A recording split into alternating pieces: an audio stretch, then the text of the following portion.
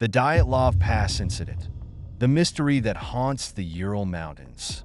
In February 1959, 9 skilled hikers ventured into the desolate Ural Mountains of Soviet Russia. They sought adventure, but what they encountered instead remains one of the most chilling mysteries of modern times. A tragedy that has left behind countless questions and unsettling speculation. Setting the scene, January 1959. The Ural Mountains, with their snow-draped peaks and rugged terrain, stood as both a challenge and an invitation to explorers. In January 1959, 9 young hikers from the Ural Polytechnical Institute decided to conquer these frozen heights. Led by Igor Dyatlov, a 23-year-old engineering student, the group was brimming with confidence. They were well-prepared, experienced, and excited to tackle the wilderness ahead. Their route included a mountain known to the local Mansi people as Kolit-Syakhl, which ominously translates to Dead Mountain. The name would soon take on a haunting significance. The journey begins January 27, 1959. On January 27th, the group left Vizhai, the last settlement before the wilderness. As they ventured deeper into the snowy expanse, the air grew sharper, the snowdrifts taller, and the wind more relentless.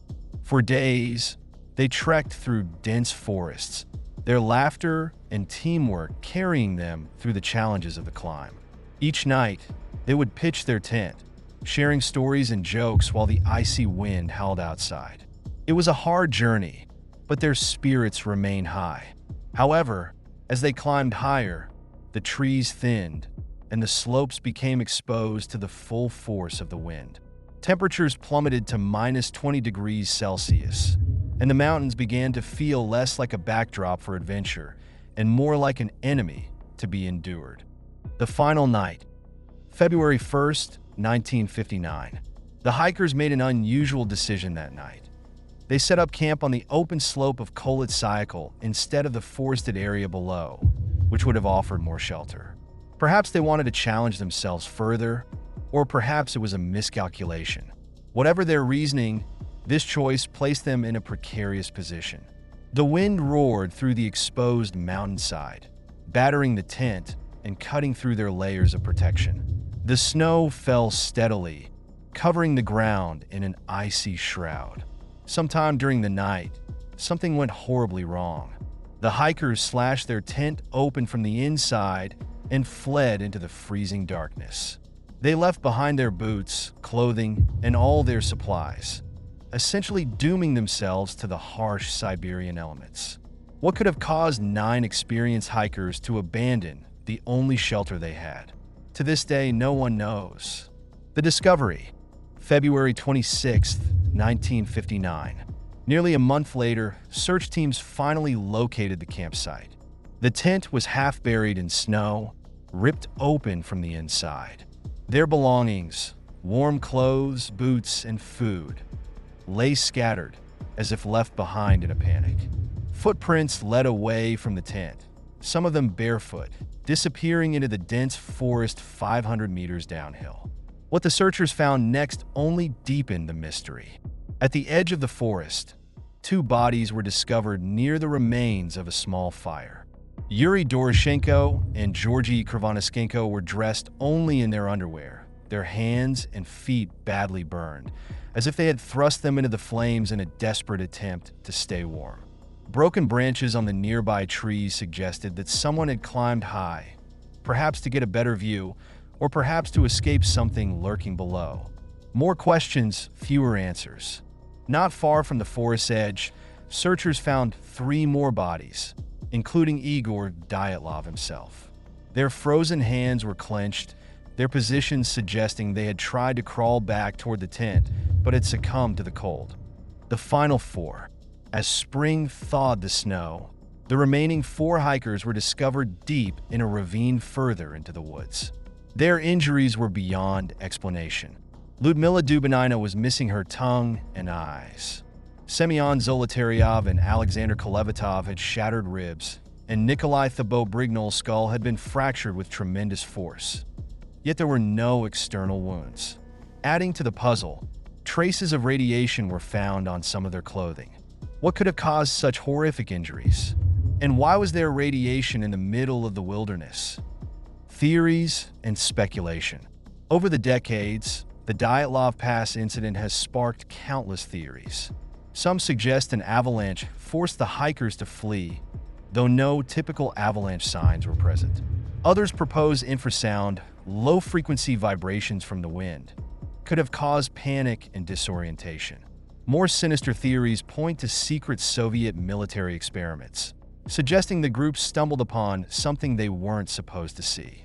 Then there are the stranger explanations: alien encounters, supernatural forces, or an unknown predator stalking the wilderness.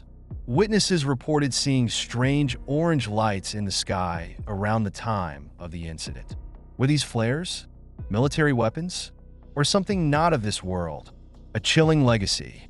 More than 60 years later, the Dyatlov Pass incident remains one of the most perplexing mysteries in modern history. 9 skilled hikers set out on a journey of adventure and discovery, only to meet a fate that defies logic. What really happened that night on Dead Mountain? Was it nature's wrath, human error, or something beyond our understanding? Perhaps the truth will remain forever buried beneath the snow. The Tunguska Event, the explosion that shook Siberia. In the early hours of June 30th, 1908, a cataclysmic explosion in Siberia reshaped not just the landscape, but also humanity's view of the cosmos. It forced science to confront its limits and left survivors haunted by terror and by questions that have defied answers for over a century. Prelude to disaster, June 30th, 1908. The taiga region of Siberia is a vast wilderness, untouched by the march of progress. Towering pines stretch endlessly under a pale sky. Silence blankets the land, broken only by the rustling of leaves or the occasional distant call of wildlife. It was here, amidst this serenity, that the Evenki people carried out their traditions, tending to their reindeer and honoring the spirits of the forest. Nearby, scattered Russian settlers eked out a living from the unforgiving terrain. The morning of June 30th, 1908, began like any other. The taiga was calm, the air crisp, and filled with the earthy scent of pine. Yet above this quiet world, an unseen force was hurtling toward it. A cosmic visitor, unbidden and merciless, was descending. By the end of the day, the Tunguska River region would bear scars that would bewilder science and haunt humanity for generations. The first sign, a fiery object in the sky. At approximately 7 a.m., the peace of the taiga was shattered. It began as a glow on the horizon, an intense, otherworldly light streaking across the sky. Witnesses in villages as far as 800 kilometers away described a pillar of fire, brighter than the sun. Farmers stopped mid-task, shielding their eyes from the brilliance. In the settlement of Vanavara, Natalia Mikhailovna, a widow with 3 children, was preparing breakfast when a strange rumble made her glance outside. What she saw froze her in place. A fiery object cut across the heavens, trailing a luminous tail that split the sky. It was as if the sun had cracked open, Natalia would later recall. A second sun, one of fire and wrath, streaking toward us. The glowing object seemed almost deliberate in its movement, adjusting its path as if with purpose. Then just as suddenly it slowed. A brief, terrible silence followed. The explosion, a cosmic thunderclap. At precisely 7:17 a.m., the fiery intruder made its final descent. What followed defied comprehension. A blinding flash consumed the sky, and the earth itself seemed to roar in agony. Witnesses described a series of violent booms, each louder than the last, as though the heavens were being torn apart. The heat was unbearable. Natalia, still clutching the doorframe of her home, felt her skin burn as a wave of fire swept through the air. She screamed for her children, who huddled inside, crying in terror as windows shattered and glass shards flew like daggers. The ground beneath her feet heaved violently, knocking her to her knees. 80 million trees, covering 2,150 square kilometers, were flattened in an instant. From above, the devastation resembled a giant butterfly, its wings formed by the radial pattern of destruction. At the very center, trees stood upright but were scorched bare, stripped of their branches and bark, as if frozen in shock by the force. The shock wave raced outward, shattering windows and toppling walls as far as 900 kilometers away. Entire herds of reindeer were incinerated, their charred remains scattered across the blackened forest. The heat was so intense that even distant villages reported feeling as if their skin was aflame. The survivors' accounts. Despite the destruction, the sparse population of the region meant that relatively few lives were lost. Yet, those who survived were left with scars, both physical and psychological, that would never heal. One Evenki hunter, thrown several meters into the air by the blast, awoke to find himself surrounded by flattened trees and the smoldering remains of his reindeer. The shockwave had seared his skin and deafened him temporarily. Stumbling through the ruins, he later told his tribe, the forest was screaming as it died. In Vanavara, Natalia cradled her children as they wept, their home reduced to a broken shell.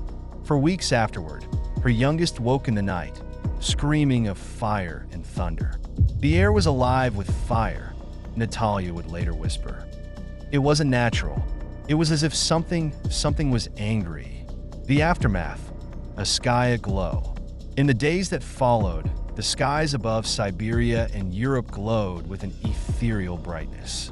Shades of red, orange, and pink illuminated the night, as if the heavens themselves were stained by the fire that had consumed the taiga.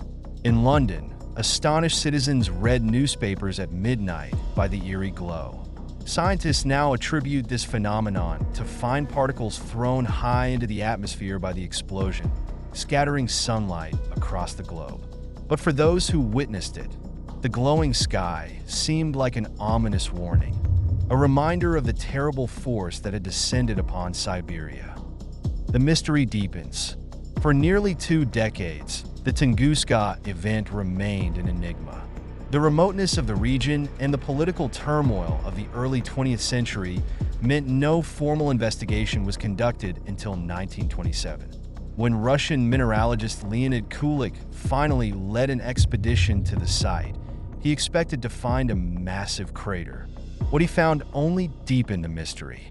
At the epicenter, there was no crater, only scorched, upright trees surrounded by a radial pattern of flattened forest. Soil samples revealed traces of nickel and iridium, elements associated with extraterrestrial objects, yet no fragments of a meteorite were ever found. The surviving trees seemed to grow unnaturally fast in the years following the explosion, raising questions about possible radiation or chemical changes in the soil. No definitive explanation has ever been found. Theories and speculation. Over the decades, theories have ranged from the scientific to the fantastical. The leading explanation is that a small asteroid or comet exploded midair at an altitude of 5 to 10 kilometers. This would explain the devastation without leaving a crater. Other theories suggest a natural gas explosion, alien technology, or even antimatter annihilation. Adding to the intrigue, Evenki elders tell stories of fiery spirits descending from the heavens, punishing the earth for its transgressions. Could ancient folklore hold a kernel of truth? The climax, an unsolved cosmic mystery. More than a century later, the Tunguska Event remains one of the greatest mysteries of the modern era. For scientists, it is a stark reminder of the catastrophic potential of near-Earth objects. For survivors and their descendants, it is a haunting memory of the day the sky fell. For the rest of humanity, it is a cosmic riddle, a moment when the universe flexed its power and left us searching for answers. The Tunguska Event stands as both a warning and a wonder, a tale of destruction that humbles us before the vast, unpredictable forces of the cosmos. Thank you for listening to this exploration of the Dyatlov Pass Incident. If you have a theory about what happened, share it in the comments. Don't forget to subscribe for more stories that challenge and intrigue. Until next time, stay curious.